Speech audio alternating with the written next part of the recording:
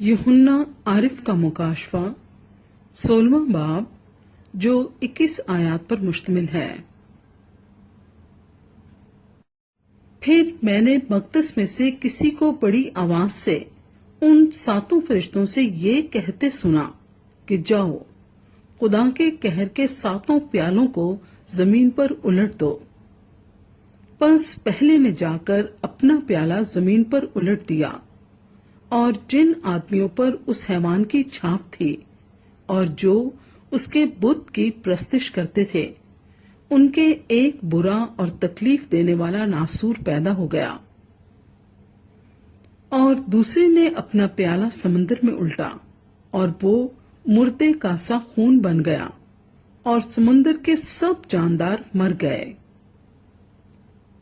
और तीसरे ने अपना प्याला दरियाओं और पानी के चश्मों पर उल्टा, और वो खून बन गए।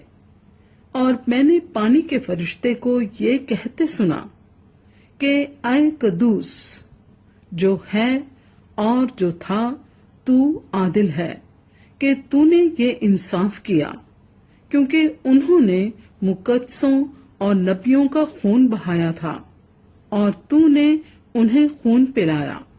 वो इसी लायक हैं। फिर मैंने कुर्बान गाह में से ये आवाज सुनी कि आए खुदावंद खुदा, कादर मुतलिक, बेशक तेरे फैसले दुरुस्त और रास्त हैं।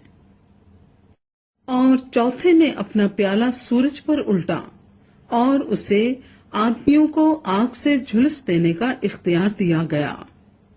और आदमी सख्त गर्मी से झुलस गए, और उन्होंने खुदा के नाम की निस्बत कुफर बका जो इन आफतों पर इख्तियार रखता है, और तौबा ना की कि उसकी तमजीद करते।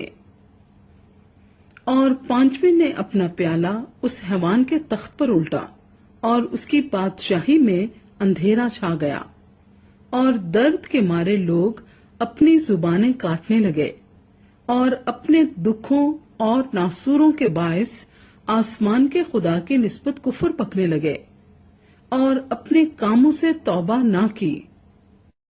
और छठे ने अपना प्याला बड़े दरिया यानी फरात पर उल्टा, और उसका पानी सूख गया, ताकि मशरिक से आने वाले बादशाहों के लिए राहत तैयार हो जाए।